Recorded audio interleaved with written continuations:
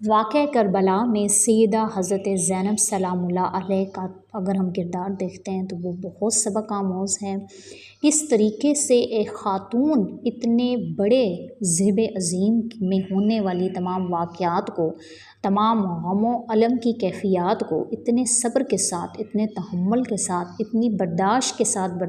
सह रही हैं, और फिर सहने के बाद वो किस तरीके से मर्दों को ढारस बंधा रही हैं, किस तरीके से उनके शाना बशाना खड़ी हैं, ये काबिल दीद है। ये सबक आमोज़ है मेरी बहनों और बेटियों और मेरी माओ, हम सब के लिए ये सबक आमोज़ है कि किस तरीके से सैयदा ज़ैनब सलामुल्लाह अलैह आपने वाक़या करबला में शरीक होने वालों को और ज़ख़म खाकर ख़ैमे में तशरीफ़ लाने वालों पर आपने रोने पीटने की बजाय आपका जो किरदार था कि आप उनकी मरहम पट्टी कर रही हैं, आप उनके ज़ख्मों को सहला रही हैं, आप मज़ीद अपनी जज्बातियत से उनके मोराल को, उनके किरदार को पस्त नहीं कर रही बल्कि मर्दों की ढारस बना रही हैं, और ये हम ख़वातीन के लिए बहुत बड़ी बात है।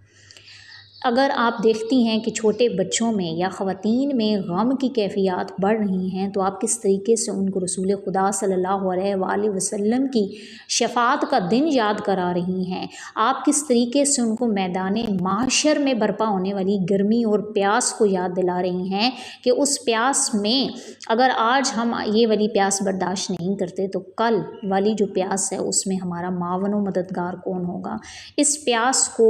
नज़रअंदाज करने के लिए आप बच्चों और ख़वातीन को गौज़े कोसर के जाम का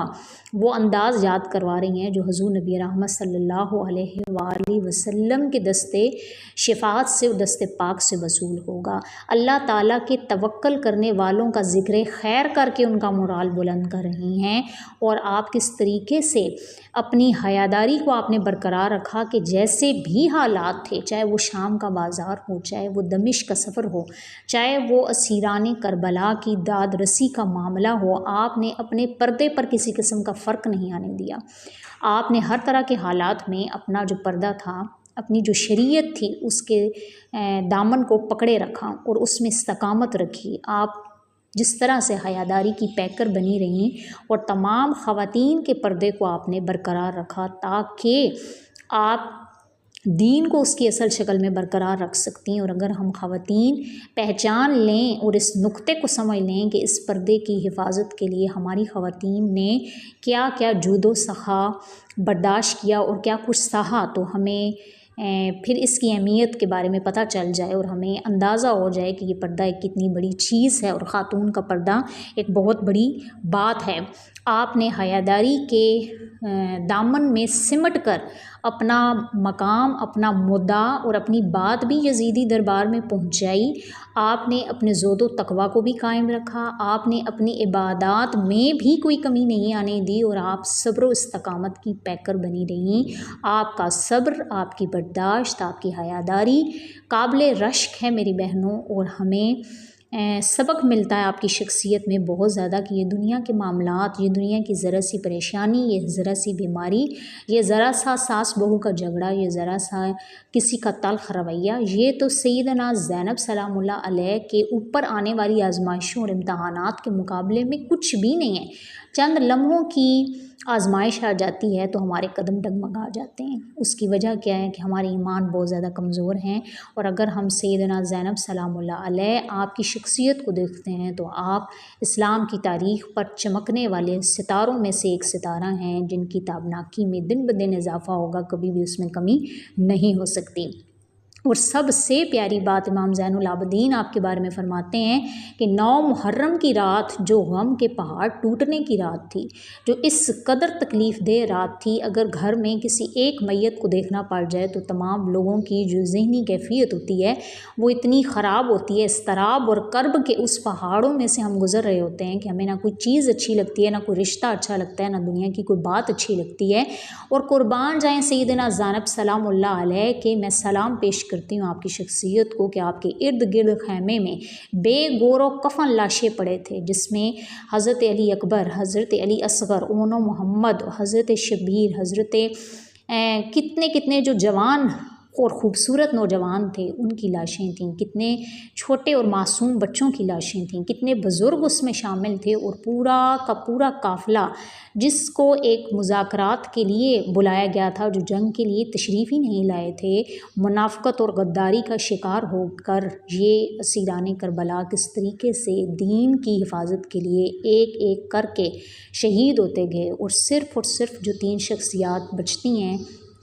ख़वातीन के अलावा, उनमें इमाम ज़ैनुल आबिदीन हैं, जो कि अभी बिल्कुल बच्चे हैं और बीमारी की वजह से वाक़ा में शरीक नहीं हो सके, और सिर्फ़ सैयदना हज़रत जो इमाम हुसैन रज़ियल्लाहु ताला अन्हु हैं, आप बच्चे हैं। और सबको पता है कि सुबह उनका मार्का जो है वो होगा, और सुबह उनका आमना सामना यज़ीदी लश्कर से होगा। तकलीफ़ भरी ये रात, जिसमें इस कदर तकलीफ़ है, इस कदर गम है कि सारे बेगोरो कफ़न लाशें जो हैं वो आपके इर्द गिर्द पकड़े जो हैं वो पड़े हुए हैं, लेकिन कुर्बान जाएँ आपके सब्र के, कुर्बान जाएँ आपकी इस्तकामत के, और कुर्बान जाएँ आपके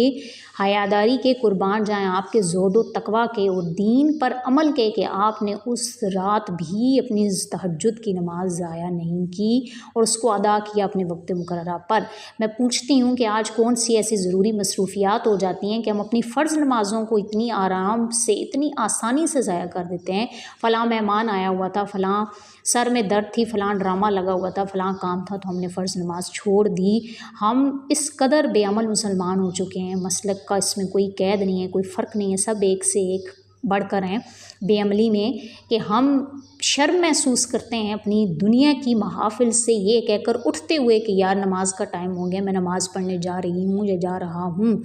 किस कदर बेअमल मुसलमान हैं हम, और किस कदर बाअमल शख्सियात थीं इस्लाम की पहले वाली के कुरून ऊला के मुसलमान हों, या अहले बैत अतहार हों, या सहाबा सहाबियात हों, या अमीरुल मोमिनीन हों, या अशरा मुबशरा हों, सब के सब दीन पर कारबंद थे। और आपने उस गम व अलम की कैफ़ियत में भी अगर अपनी तहज्जुद की नमाज क़ज़ा नहीं की, छोड़ी नहीं है, वक्त पर अदा की है। अगर हम सैयदना हज़रत ज़ैनब रज़ियल्लाहु ताला अन्हुमा का वाक़या करबला में किरदार देखते हैं, तो उसमें चाहे दमिश्क के आप देखते हैं कि वाक़या करबला के ख़त्म होने के बाद आपने दमिश्क में अहले बैत अतहार की जो जुमला ख़वातीन और शख्सियात थी उनके साथ क़याम फ़रमाया। आपके किरदार को देखा जाए तो चाहे जिहाद में शिरकत की बात हो, चाहे मुजाहिदीन और गाज़ियों के मोराल बुलंद करने की बात हो, मुजाहिदीन की मरहम पट्टी की बात हो, चाहे हयादारी और पर्दे की इस्तकामत की बात हो, चाहे तवक्कुल इलाही की बात हो, ख़वातीन की ढारस बनाने की बात हो, हर तरह से आप जैसी शख्सियत जो है वो हमें रोल मॉडल और एक इस्लामी तारीख़ में चमकती हुई, जगमगाती हुई, ताबनाक शख्सियत के तौर पे आपका किरदार हमें नज़र आता है। और आपके किरदार को अगर देखा जाए तो आपकी जो शख्सियत है उसमें सब्र व इस्तकामत और ज़ुहद व तक़वा और इस्तकामत दीन, तवक्कुल इलाही के जो औसाफ़ हैं वो जा बजा नज़र आते हैं। आपके अहम कारनामों में हम देखते हैं कि चाहे असीरान करबला की दादरसी की बात है, चाहे वो दीन पर इस्तकामत की बात है, चाहे जुर्रतमंदी की बात है, कूफा में जो लश्कर थे उनको जवाब देने की बात हो, इब्ने ज़ियाद की गुस्ताखियों का जवाब बेहतरीन अंदाज़ में देने की बात हो, अपने भाई हज़रत इमाम हुसैन की लम्हा बलम्हा ढारस बंधाने की बात हो। आपने ये शो नहीं किया कि मैं ख़ातून हूँ तो मैं डर जाऊँ, घबरा जाऊँ, बल्कि आप मर्दों के शाना पशाना, बल्कि उनसे ऊपर आपका मोराल जो है वो हमें नज़र आता है कि आप उनकी भी ढारस बंधाती हैं। अपनी मासूम औलाद को वाक़या करबला में शरीक करके आपने उनको शहादत का शर्फ़ बख्शने की बात हो, चाहे नाना के दीन को की हिफाजत की बात हो, शाम के सफ़र और बाज़ारों में असीरान करबला के ढारस आपने किस तरह से बंधाई और अपनी मज़लूमियत का जो था वो आप नकारा बजाती हुई नज़र नहीं आती, बल्कि किस तरीके से आपका किरदार था कि उसमें अपना रुहब भी आपने रखा हुआ था, अपना हया और पर्दा भी बरकरार रखा हुआ था, और आप दूसरों के लिए उसमें बहुत से सबक छोड़ कर जाती हुई हमें नज़र आती हैं। और सबसे बढ़कर आपका जो किरदार हमें नज़र आता है कि आपने यज़ीद का दरबार, जिसमें सबकी ज़ुबानें गूंग हो जाया करती थीं और उसके जफ़ा के आगे जो है सब खामोश हो जाया करते थे, आपने उसके दरबार में जो अजीम खुतबा तजुर्बा वाक़या करबला के बाद पेश किया। आपने उसको ललकार कर कहा कि हम हरगिज़ तुम ये मत समझो कि तुमने फ़तह हासिल कर ली है। इतनी बड़ी ज़िब्ह अज़ीम के बाद हमने तो असल में फ़तह इसमें डेप्थ में देखा जाए तो हमने समेटी है कि हमारे मासूम बच्चों से लेकर ख़वातीन बुज़ुर्ग सब लोग इस्लाम पर जो हैं वो मर मिटे, और तुमने ये जो जुल्म कमाया है सवाए लानत व मलामत के तुम्हारे हिस्से में कुछ भी नहीं आया। और आपका अंदाज़ अपने मुद्दा को बयान करने में इतना शानदार था, आपका लहजा इतना जानदार था, ख़ातून होने के बावजूद आप उससे ज़रा भी नहीं डरी कि ये इतना ज़ालिम है, ये कुछ भी कर सकता है। आपका अल्लाह पर तवक्ल और आपकी हयादारी जो थी वो इतनी शानदार थी, और उसके दरबार में इतना खूबसूरत लहजा था आपका कि एक नाबीना सहाबी जो थे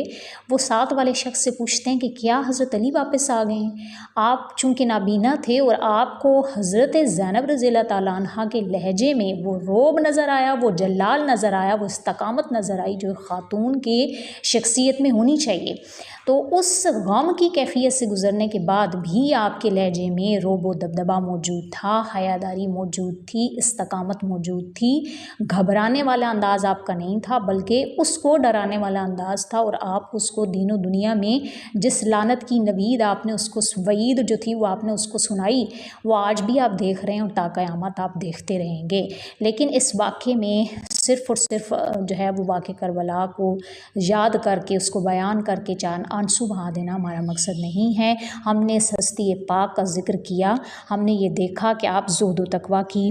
जो थी वो अलंबरदार थीं, हयादारी और इस्तकामत दीन आप में हमें जा बजा नज़र आती है। आप जैसी ज़ाहिदा, आप जैसी आबदा ख़ातून, आप जैसी खूबसूरत शख्सियत जो है वो इस्लाम के दामन में